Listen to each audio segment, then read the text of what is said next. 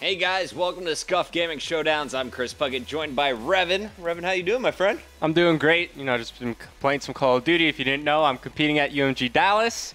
I got a team. He's back. On the comeback. Last time I played at a UMG event, I think you guys all know what happened. And Top 5, slaying the Me Girls. I'm trying to make some more magic happen with my current squad. Who are you playing with right now? I'm playing with Robert Assassin Walsh. I'm playing. You brought Assassin out of retirement? Yeah, Assassin. We also got Stun on the team. Stun's the guy that got the 1v3 clutch against when they were known as Complexity. Yep. And we're also playing with Rizma. Rizma. All right. How did this squad come about? So Stun and Assassin hit me up while I was casting the ESWC qualifiers. They're like, hey, if you want to come back and play for Dallas, we might got a spot for yeah, you. we'd like to have you on the team. I was like, let me think about it. UMG, they didn't ask me to cast, so I figured why not go and play. You know, it's a good opportunity. And then school, for me, actually starts the day after that. So I got a bit of a late flight out on Sunday, and then we were looking for a fourth. Rizma recently got dropped from his team when he was on Mutiny, so we were like, hey, why don't we go after this other guy? He's pretty good. And we wound up playing really well together. All right. Well, best of luck there. Tonight, though, we're going to have two very special teams. Originally, we had Optic Gaming versus Optic Nation. As many of you know, that match has been rescheduled. So we went to arguably even a better match tonight. We're going to see our #1 seed take on #4 at the moment. Yeah, #4. So it's Rise Nation, who surprised everyone by topping the leaderboard. They're currently 6-1 at the top, going up against this Denial squad, who is totally retooled from Season 2 to Season 3. This is a totally rebuilt squad. Let's take a look at this Denial lineup. Talk me through this team. All right, so the Denial that you saw at Anaheim, obviously completely different. The only remaining member of that squad is Zuma, and pretty much for obvious reasons. He had a phenomenal performance at Anaheim, but take a look at his stats. 1.09 KD ratio. Blitz gets it done in the cap department, 2.25 per game. 3.47 dom caps a game, and he averages 22.3 kills while search and destroy, which is what we know him for. He's got a 1.05 kill death ratio. So that's what he's doing right now in the league. Some of his other teammates, he's got Saints. This guy also just a beast. Just in the Slayer department for Saints, he averages 24 kills a game. And he's just a raw Slayer. Every time you put the camera on Saints, you know he's going to be killing people. I like it, man. So Saints, he was a huge member of that FaZe Black squad. Pretty solid stuff so far if you look at his overall KD now on this Denial team. But when you look at study and replays, what are your thoughts on how they've been performing up to this point? So when you have everyone else, like Saints, Study, and Zuma, first we'll look at Study's stats. Study, of course, we know him for his sniping ability as well as his search and destroy gameplay. So pairing him with Zuma in S&D is a pretty dangerous combo. Plus, Study loves to run and gun the respawn game times as well. So he's going to bring a good amount of aggression. Is slacking a little bit in the KD ratio right now. He's only at a 0.94, but I think when we come to see him in a tournament game, that's going to go up much higher. And just to round out the roster, you got replays. And when you have three really good Slayers in Saints, Study, and Zuma, you need somebody that's going to be jumping on the flags, that's going to be carrying the bomb and search and destroy, and scoring most of the caps and blitz. And that's where replays comes into play. He's going to be, you know, their main objective guy. Might be taking a hit in terms of the amount of kills he might bring in an overall game, but he gets the objective done. You need someone to do that on a team. And we've seen when he does want to go off, he definitely can in those respawn game modes. But they're going to have some fierce competition, and a lot of people are saying these are the online gods. Talk to me about Rise Nation. Well, I think it's only fair that we go to the newest member of the team. That's going to be Attach. And just looking at how his stats compare to everyone else, you could clearly see he's the star player of this team.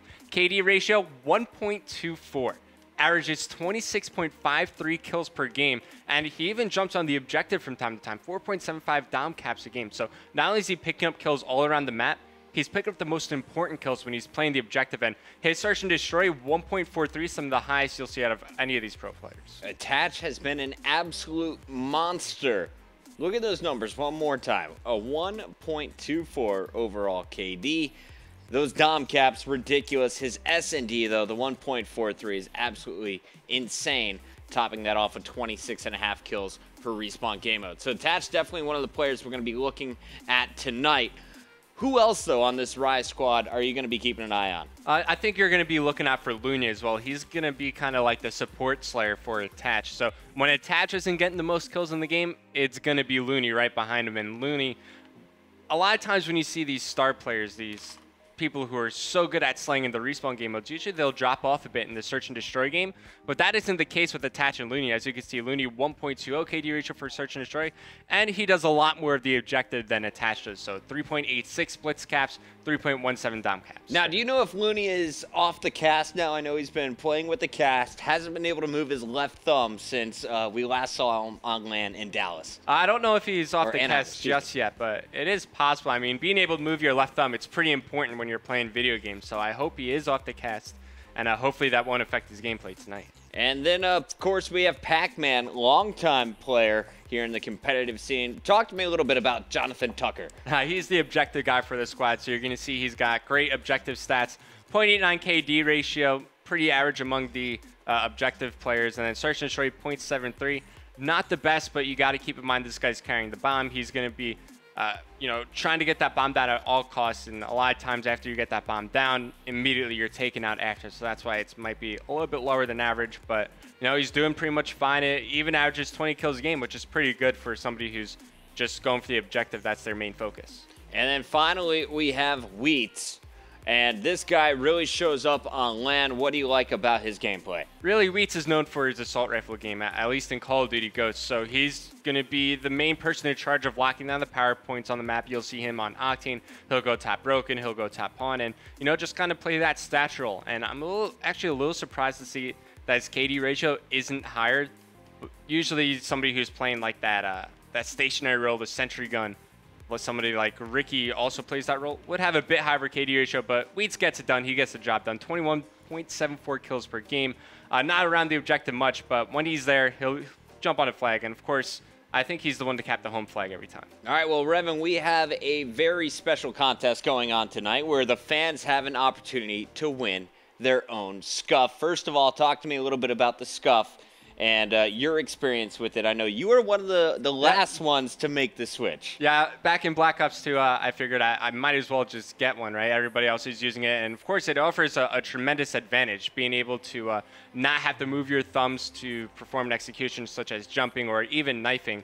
Sometimes you even see players, you could see a player who has a Scuf, and they play completely different to somebody who does not have a Scuf. Just being able to do all these different functions just in the click of a paddle. It makes a big difference. So that's what the Scuf controller is. You see pretty much every single pro team is sponsored by one just because it's the best controller you could use out there. All right, and of course, you guys, if you want to win one tonight, you're going to have to participate in our little Twitter poll. You got to tell us who you think is going to take this series. Now, to win, you have to use the hashtag Scuf Showdowns. You can see it at the bottom of your screen. Then pick your team. Is it Denial? Use the hashtag Denial. Or do you think it will be Rise Nation? Use the hashtag Rise. Let us know. You can also tweet directly at us. I'm at MLG Puckett.